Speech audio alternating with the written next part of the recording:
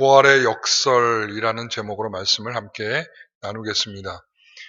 역설이라는 표현이 여러분들에게 좀 낯설 수 있는 것 같아요. 역설이 뭔가? 역설은 일반적으로 모순되지 않는 이야기여야 되는데 이 특정한 경우에 논리적으로 모순이 일어나서 이 모순이 일어나기는 하지만 이 모순이 새로운 좀 더 강력한 그러한 의미를 함축하게 만드는 것입니다. 예를 들어서 전쟁터에 나가 있는 군인들에게 이 대장이 이렇게 말하죠. 살고자 하는 사람은 죽을 것이요, 죽고자 하는 사람은 살 것이다. 이 말이 어떻게 들려지십니까? 모순이죠. 그렇죠? 여러분, 살고자 하면 살아야 되는 것이고 죽고자 하면 죽어야 되는 것입니다. 그런데 살고자 하는데 죽고 죽고자 하는데 산다. 이것은 굉장한 모순이 담겨 있지만 그 안에는 더 강력한, 너희가 최선을 다해서 이 전쟁에서 싸운다면 승리하게 될 수 있어 라고 하는 강력한 함축적 의미를 담게 되는 것이죠. 그래서 부활의 역설이라고 하는 것은 부활에 이르기까지 우리들이 좀 이해할 수 없고 논리적으로 이상한데, 그런데 거기에는 굉장한 함축적 의미를 담고 있다. 이런 의미로서 역설이라는 표현을 썼습니다. 우리가 부활을 믿는다는 것은 한마디로 말하면 이성으로 이해하기 불가능한 것입니다. 우리가 그래서 부활을 이해한다 이렇게 표현하지 않고 부활을 믿는다라고 표현하는 것은 논리적으로 불가능한 역설이기 때문에 그렇습니다. 여러분, 동정녀 마리아에게서 예수님이 나셨다라고 되어 있습니다. 동정녀는 뭡니까? 남자를 알지 못하는 여인이 아이를 낳은 것입니다. 여러분, 이게 믿어지십니까? 믿어지시면 모를까 이해는 안 될 겁니다. 저도 이해는 안 됩니다. 우리가 생육의 방식은, 아이를 낳는 방식은 남자와 여자의 관계 속에서 이 아이를 낳게 되는 것입니다. 그렇죠? 그러니까 그런 방식으로밖에 우리는 이해할 수 없는 사람들이 성령으로 잉태되사 동정녀 마리아에게서 예수님이 태어나셨다. 이거는 불가능한 이해입니다. 이해가 불가능합니다. 그럼에도 불구하고 우리는 그것을 크레도스, 믿고 있는 거죠. 우리가 그것을 믿고 있는 것입니다. 이것은 우리가 이해하고 있는 것이 아니라 우리가 이 사실을 믿고 있는 것입니다.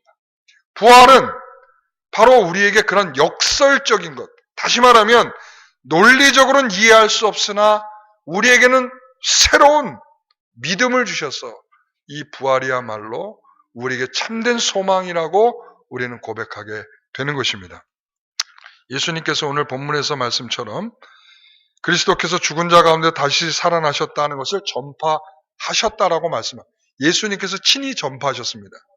이 말은 예수님께서 부활하시고 난 다음에 살짝 한두 사람에게 나 부활했다 그리고 떠나신 게 아니라 예수님께서는 제자들을 찾아가서 일일이 다 만나 주셨습니다. 너희들 내가 말했었지? 내가 죽은 다음에 다시 살아난다고? 내가 3번이나 강조했잖아. 3번이나. 너희들은 다 잊어버리고 다 떠났잖아. 그러나 내가 다시 살아났다는 것을 너희들에게 지금 보여주는 거야. 그리고 심지어 도마에게는 어떻게 했죠? 자, 내 손바닥을 좀 봐봐. 내 손바닥에 뭐 있어? 못 박힌 자국 있지? 그리고 내 옆구리에 뭐가 있어? 창이 찔려 있는 자국 있지?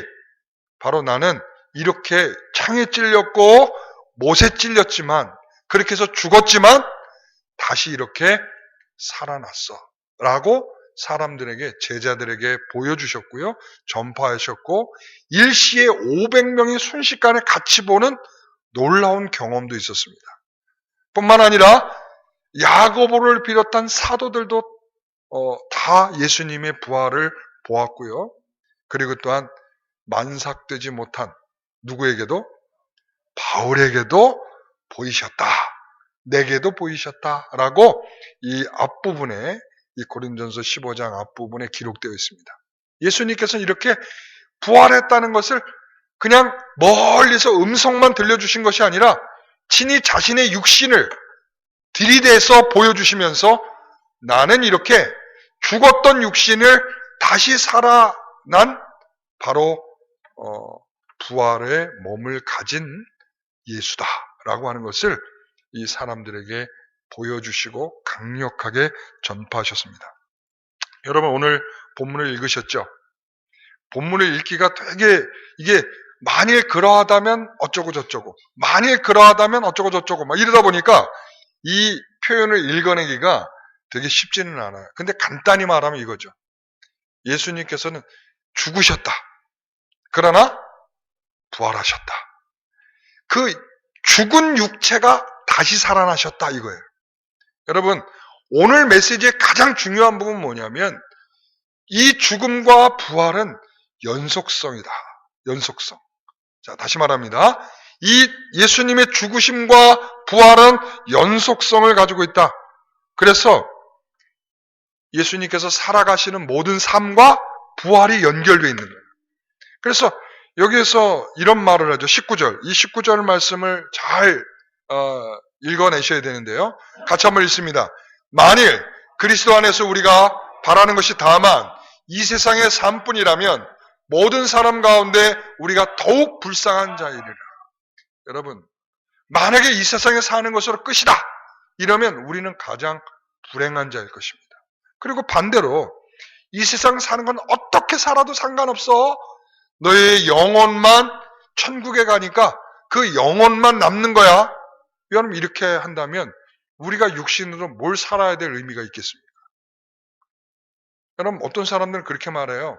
이게 고린도 교회의 입장이기도 합니다. 이 고린도 교회의 입장이 바로 그거예요. 육과 영혼을 분리해서 생각을 합니다.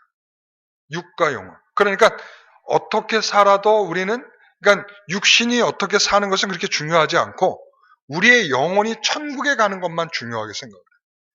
그러니까 영혼을 위해서 힘쓰고 영혼을 위해서 살죠. 영혼은 육체를 벗어난 자유를 얻게 된 영혼들이 가는 곳이라고 생각을 했습니다. 그러니까 육체는 이 영원한 세상, 천국과는 전혀 상관없는 존재로서 표현하는 것입니다. 그러니까 육신으로는 대충 쾌락을 즐기면서 대충 살아도 되는 거예요. 여러분, 그러한 말씀을 하고 있는 것이 아닌 거예요. 세상에서 만약에 이렇게 사는 것으로 끝난다면, 만약 그것으로만 끝난다면, 천국이 없이, 다시 부활한 생명 없이라면, 다시 부활한 생명 없이 이렇게 세상을 우리 육신이 살다 끝나는 것이라면, 그리스도인들이 제일 불쌍한 사람들이라는 거예요. 왜? 헛것을 따랐고, 헛것을 믿었고, 그리고 헛것을 증거하다가 망하게 될 존재이기 때문에 가장 불쌍한 존재라고 오늘 바울은 우리에게 말하고 있는 것입니다. 여러분 예수님께서 부활하심을 믿으십니까? 여러분 그 부활은 오늘 예수님이 분명하게 말씀하시는 것은 내가 살아온 인생과 내가 살아온 고통과 내가 머물러 있던 이 시간과 공간과 함께 연속된 부활이다라고 말씀하고 있음을 기억하시기 바랍니다. 여러분 그래서 기독교 신앙은 지금 몸으로 겪고 있는 일이 영원한 세계의 운명과 닿아 있는 것이다. 그러니까 지금 살고 있는 내 시간, 지금 살고 있는 내 육신과 몸, 이런 내가 살고 있는 모든 것이 결과적으로는 이 미래에 하나님께서 우리에게 주시는 그 영광스러움에 도달하게 될 중요한 조건이 되는 것입니다. 그러니까 우리가 믿습니다라고 하는 것은 단순히 나는 예수님이 부활할 것을 믿어요. 나도 부활할 거예요. 끝. 이게 부활신앙이 아니에요. 부활신앙은 물론 예수님이 죽으신 후에 살아나셨다는 것을 믿는 것이고 그리고 예수님이 부활하신 것처럼 나도 부활하게 될 것을 믿는 거예요. 그러나 그게 단순하지 않는 거예요. 그러니까 예수님께서 왜 부활하신 몸으로 제자들에게 보이셨는가? 자, 부활한 몸은 육신을 가지고 있다는 것을 강조하고 계시는 거죠. 누가복음 우리가 아까 읽었죠? 아까 우리 교동문에서 읽었죠? 만약에 예수님께서 영혼으로만 오셨다라고 하면 그 육신은 의미가 없다는 거죠. 그런데 그 살아낸 십자가에서 죽으신 그 몸을 가지고 부활의 몸으로 오셨다는 거예요. 이게 굉장히 우리에게 주는 힌트가 큰 거예요. 그러니까 지금 여러분들이 살고 있는 육신의 삶이 고통스럽더라도 그 몸이 부활하게 될 것이라는 거죠. 여러분. 그 여러분의 지금 삶이 고달아요. 귀찮고 다 포기하고 싶고, 예, 그러죠. 여러분, 그래서 자살하는 사람들의 가장 근본적인 문제는 뭐냐면, 이 고통스러움은 죽으면 끝나겠다라고 생각을 하는 거예요. 그런데 그런 식으로 끝낸 육체가 얻게 될 영광이 뭐겠냐 이거죠. 여러분 이해하시겠어요? 그렇게 그냥 육체를 버리듯이 내 육체를 버리듯이 지금 이것만 끝나면 끝이겠다라고 생각한 그 육신을 가지고 우리가 부활의 영광을 어떻게 덧입을 수 있겠는가? 여러분 이 문제가 우리는 그래서 이 죽음이라고까지 이르게 되는 예수님의 삶을 잘 들여다보셔야 됩니다. 여러분 이것을 보게 되면 예수님께서 약속하신 모든 약속을 가진 자는, 그러니까 예수님이 부활의 약속을 가진 자들은 지금 육신으로 살면서 그 영광을 채워가는 육신이 되어야 되는 거예요. 그러니까 한순간에 왔다가 한순간에 끝나는 이런 식이 아니죠. 여러분 지금 여러분들이 하고 있는 이 예배가 중요한 것이고 여러분들이 살아가는 모든 시간들의 삶들이 중요한 것입니다.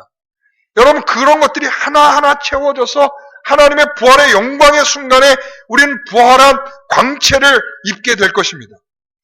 여러분 그렇지 않은 육신이 서는 것이 아니라 그렇게 고단한 인생을 살아온 인생에게 요한계시록은 말하는 거예요. 다시는 뭐가 없고 슬픔이 없고 다시는 뭐가 없고 다시는 죽음이 없고 다시는 뭐가 없고 다시는 우리의 괴로움과 고통이 없는, 여러분 이게 단순하지 않은 게 그 육신으로 살아낸 그 고통을 살아낸 그 고통 속에도 버텨낸 그 성도들에게 주시는 선물이죠. 부활의 영광을 입게 된 너는 다시는 육신을 갖고 있지만 다시는 그런 고통이 없어. 다시는 그런 슬픔이 없어. 다시는 그런 괴로움이 없는 거야. 여러분 영혼만 있다는 것이 얼마나 공허한 표현인지 아시겠습니까?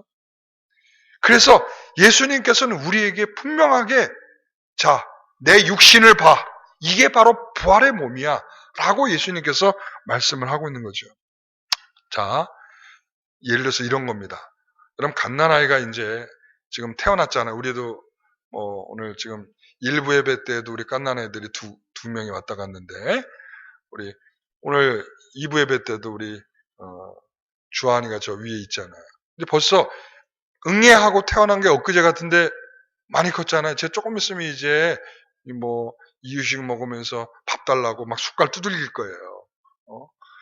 이제 그러다가 어느 순간에 유치원도 다니고 그리고 어느 순간에 학교도 다니고 그리고 막 뛰어다니고 그리고 막 성장통이 왔다고 무릎이 아프다고 그럴 것이고 그리고 어느 순간에 보면 이제 사춘기가 왔다고 엄마하고 이제 잘 대화도 안 하고 사람들한테 고개 푹 숙이고 다니고 그렇게 될 수 있어요.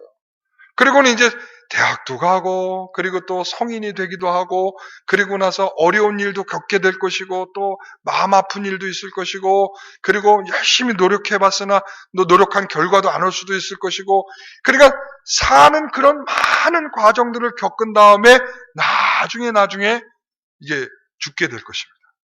그게 인생이죠. 그러니까 예수님께서도 어느 날 갑자기 딱이 아니라 어려서부터 태어나서 이 육신이 자라는 것처럼 지혜가 자라셨다가 나사렛을 열심히 뛰어다닌 어린아이와 같았다가 그리고는 점점 성장해서 목수의 일을 하다가 그리고 또 그 목수로서 있다가 이제 이 공생애가 시작되면서 이제 예수님께서 하나님의 말씀을 전하다가 배고픔도 경험하다가 그리고 사람들에게 비난도 경험하다가 그리고 사람에게 침뱉음을 경험하다가, 그리고 또한 사람들에 이끌려서 십자가에 못이 박혔다가, 그리고 거기서 창도 찔리고 조롱을 당하다가 그렇게 죽음을 당하신 거죠. 그리고 이후에 부활이라는 거죠. 제가 이것을 왜 이렇게 상세하게 설명하는지 이해가 되시겠어요? 어떤 것도 뛰어넘을 수 없는 거라는 거예요. 어떤 과정도 생략하지 않으시고 우리 주님께서는 부활의 영광을 입고 계시다는 거죠. 여러분, 이게 우리의 고단한 삶에서 위로가 되는 것입니다. 이 모든 것이 쌓이고 그리고는 우리는 부활의 영광을 입게 될 것입니다.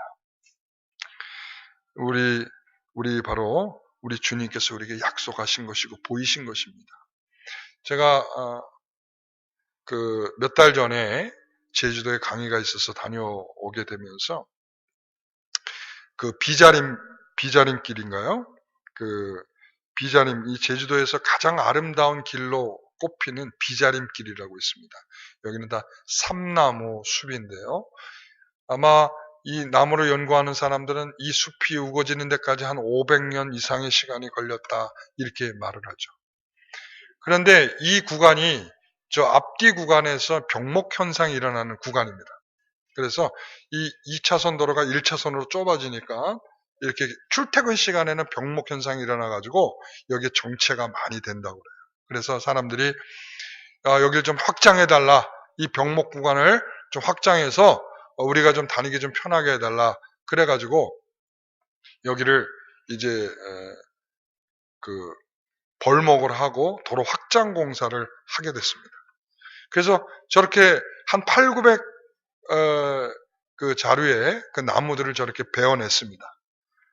보이시죠? 저게 빨간 부분, 예? 홍해진 부분 보이시죠? 저렇게 아름답게 이렇게 우거진 나무의 숲이었는데 저만큼이 이제 오려져 나간 거예요. 지금은 공사가 중단되었어요. 환경단체가 강하게 반발을 해서 결국은 지금은 이제 공사가 멈춰 있는 상태더라고요. 제가 지나가면서 거기 잘려져 있는 나무를 저렇게 봤어요. 이거는 YTN에서 이제 방송한 내용 중에 있는 부분인데, 제가 이렇게 나무를 보면서 저 나이테를 봤어요. 와, 저렇게 오랜 세월 동안 저 나무가 자라온 나무인데 어느 날 갑자기 저렇게 뚝 잘려가지고 저런 신세가 됐구나. 그러니까 저렇게 숲이 우거지기까지는 저렇게 많은 시간들이 걸렸을 텐데, 사람들이 조금 불편함을 감수하지 못하는 편리성은 저렇게 오래 가꿔진 나무들조차 다 베버리고 빨리 달릴 수 있도록 길을 내달라 하는 것이, 이게 도시에만 그런 줄 알았더니 제주도에 저런 아름다운 길을 다니는 사람들도 똑같은 생각을 하는구나, 별반 차이가 없구나, 이 생각을 했습니다. 제가 그러면서 이 설교 준비를 하면서 그때 보았던 그 나무가 떠올랐습니다. 나무가 이렇게 자라 올라오기까지는 작은 나무가, 여러분, 한 해 한 해 세월을 지내게 되면 나이테라는 게 생기잖아요. 나이테. 그러니까 실질적으로 이 나이테라고 하는 것은 나무가 아파요 이런 소리를 못하니까 그렇지, 실질적으로 이 나무가 나이테 하나가 형성되기까지 굉장히 고통스러운 이 세월이 지났을 때 나타나는 현상이 이 나이테라고 하더라고요. 그러니까 그런 것들이 계속 차곡차곡 쌓여져서 저렇게 아름드리 큰 나무가 되는 거죠. 그러니까 어느 날 갑자기 풍선을 불어가지고 나무가 쑥 자라는 것이 아니라 저렇게 한 해 하나의 세월을 감당해내고 그 고통과 또 추위와 더위와 이런 것들을 다 지내내면서 비로소 나이테가 형성돼서 조금씩 차올라가게 되는 것처럼, 이 부활이라고 하는 것은 그런 의미를 갖게 되는 것 같아요. 그러니까 어느 한순간에 믿고서 난 부활이다 이런 것이 아니라, 우리가 그 갖게 된 믿음은 우리에게 더 하나님의 사람으로서 그 부활의 신앙과 믿음을 가지고 있는 그 내용을 가지고 하루하루를 살아가기를 하나님께서 우리에게 요구하고 계신다. 저는 이렇게 봅니다. 성경에서 가르치고 있지 않는 고상한 기독교는 지금 육체의 축복을 받으라, 지금 너는 위로를 받으라, 지금 필요를 줘서 육신을 행복하게 해주라, 여러분, 이런 요구를 계속하고 있습니다. 고상한 기독교죠. 그러니까 참으로 하나님께서 우리에게 이 성경과 다른 이러한 거짓된 진리를 선포하고 있는 이런 내용들은 여러분 귀 기울이면 안 됩니다. 여러분 하나님께서도 아버지 하나님께서 아들이신 예수님을 인간의 모습으로 고생하게 하시고 부활에 이르게 하셨어요. 이게 하나님이세요. 아들도 부활의 자리를 단숨에 가게 하신 것이 아니라 수많은 고통과 아픔과 괴로움과 배고픔과 이러한 일들을 수없이 채워낸 부활이라고요. 이것이 기독교의 비밀이래요. 비밀. 여러분, 수수께끼 어렵죠? 수수께끼, 이렇게, 지난번에 교육자 수련회 가면서 한번 그런 적이 있어요. 계속 그 수수께끼를 내는 거예요. 요즘 핸드폰에 있는 그런 문제풀이 어플을 가지고 계속 문제를 내는, 근데 답답해 죽는 줄 알았어요. 아니, 알 것 같은데도 모르겠더라고요. 그러니까 알 것 같은데, 저거 뭘 것 같은데, 아무리 생각해도 답이 안 나와. 근데 들을 때 어때요? 코웃음 나오죠?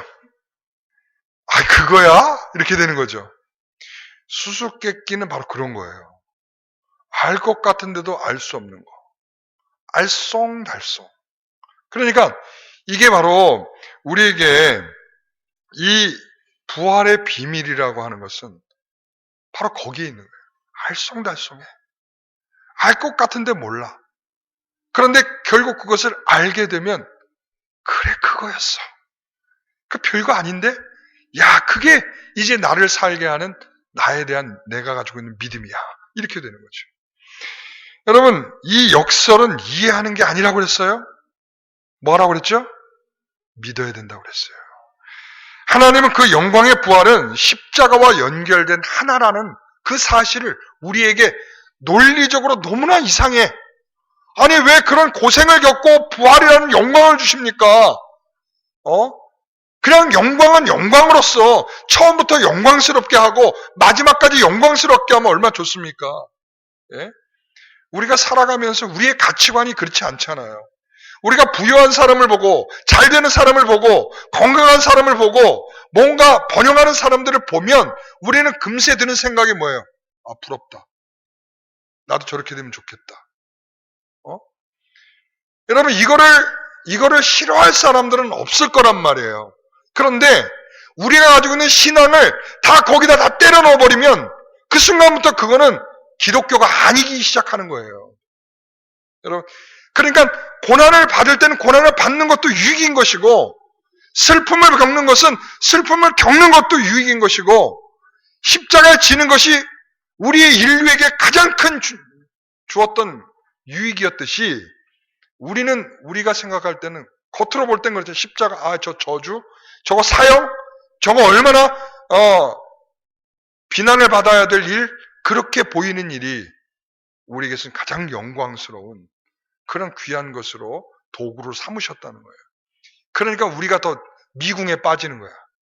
그거를 바라봤던 수많은 당시의 사람들은 미궁에 빠질 수밖에 없는 거예요. 왜? 저 십자가가 어떻게 구원의 십자가라는 거냐는 거죠.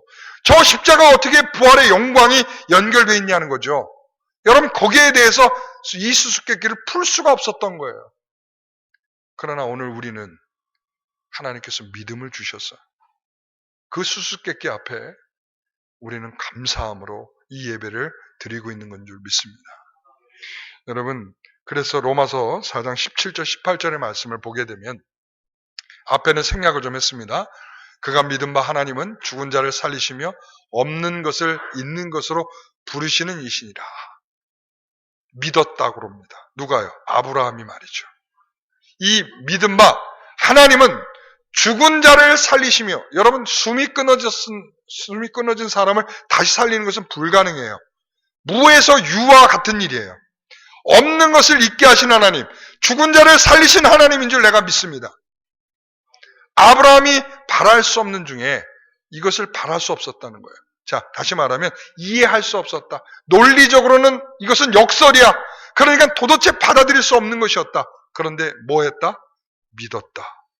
믿었다. 여러분, 이 믿음이 우리를 살게 하는 것입니다. 없는 것을 있게 하시고요. 죽은 자를 살리시는 이 놀라운 일. 그러므로 여러분들 없는 순간에 감사하십시오. 여러분, 죽음의 위기에 왔을 때 더 감사하십시오. 그것이 여러분에게 영광스러움을 보고 있는 믿음의 성도들의 태도일 것입니다.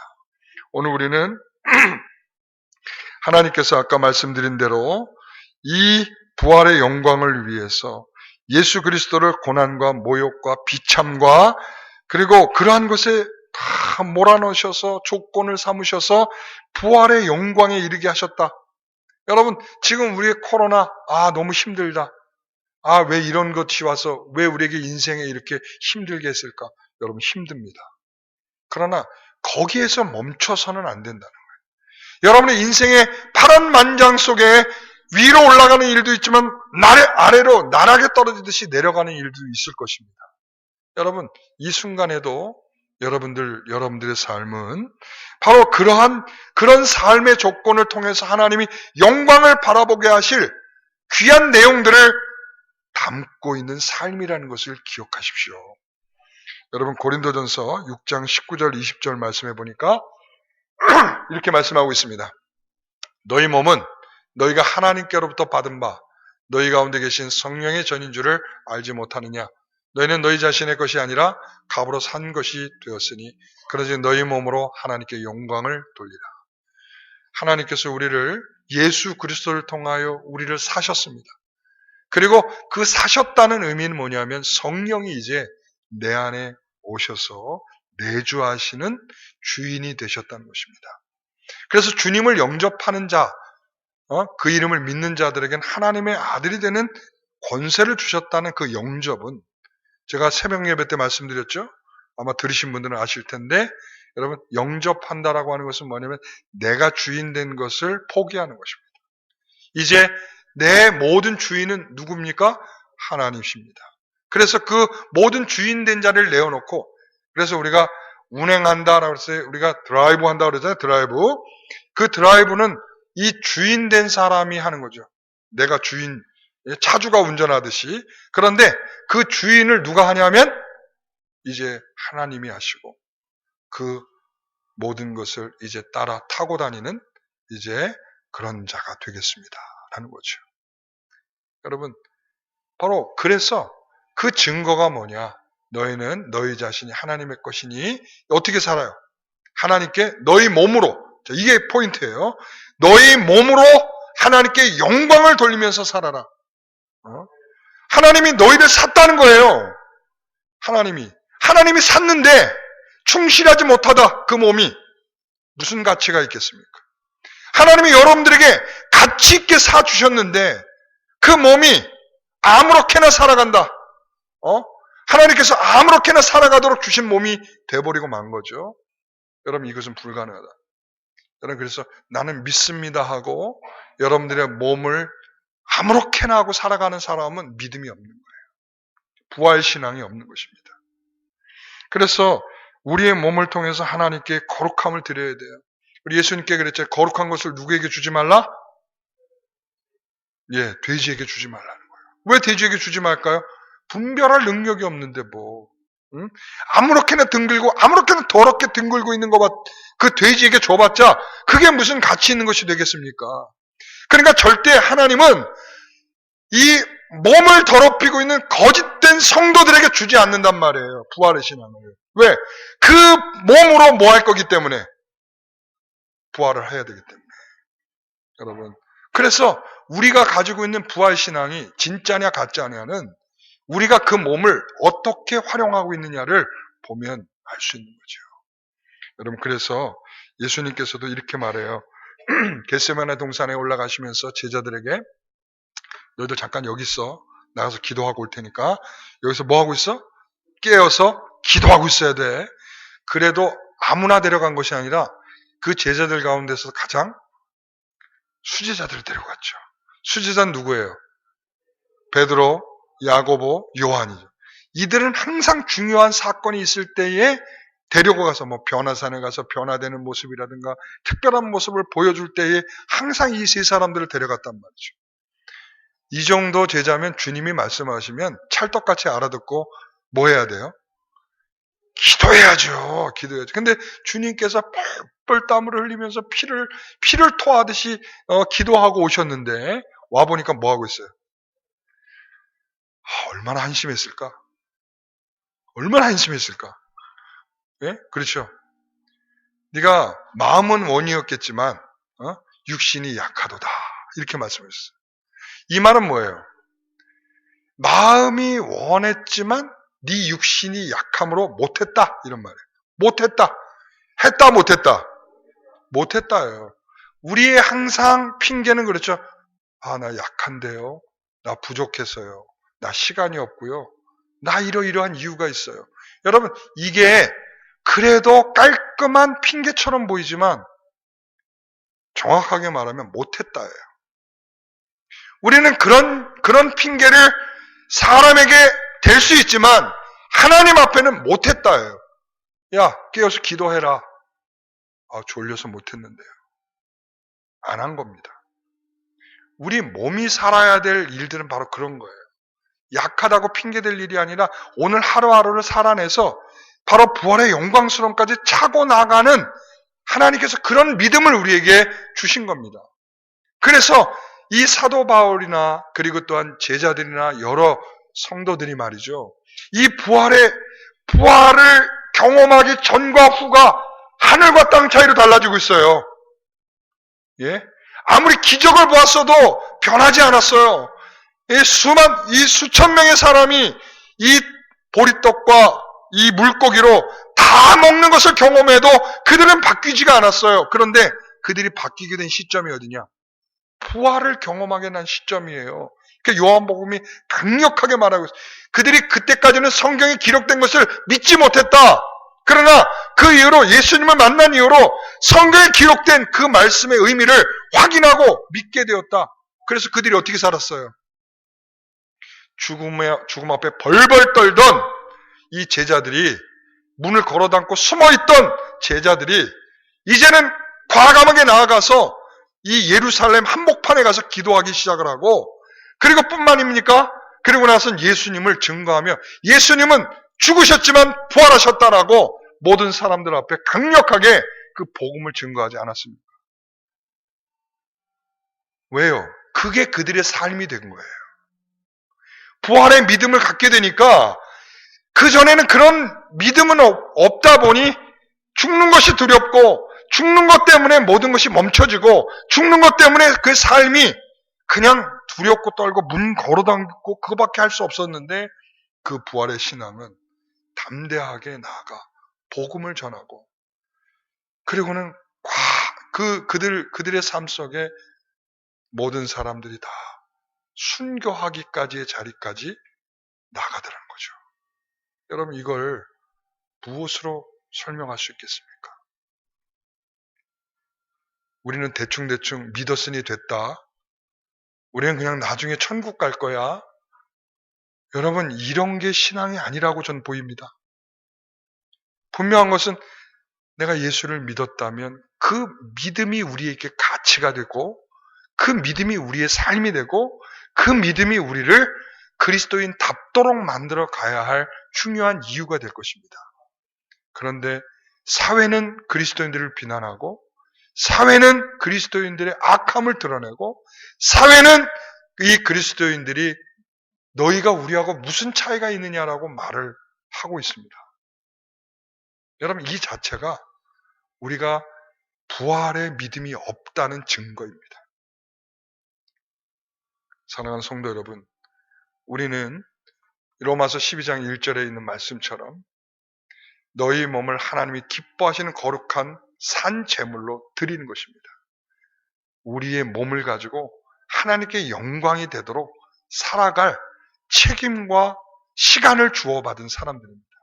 여러분, 예수님께서도 삶의 책임을 통하여 부활의 영광을 경험하게 된 것이고, 오늘 우리가 이 시간들을 채워가야 할 책임을 우리는 받고 그 책임을 감당한 이후에 우리는 그 몸을 통하여 영광에 이르게 될 것입니다. 사랑하는 성도 여러분, 거짓에 속지 마십시오. 육신 잘 먹고 잘 사는 것, 그게 믿음이라고 말하는 잘못된 복음에 속지 마십시오. 여러분, 오늘 하루하루를 살고 채우고 버텨내서 우리는 그 십자가를 향하여 가게 될 것이며, 여러분, 우리가 철로역정에서 보는 것처럼 크리스찬은 어떤 일을 경험해도 계속적으로 어디를 향해서 갔어요? 좁은 문과 십자가를 향하여 갔습니다. 그러나 고집쟁이는 어때요?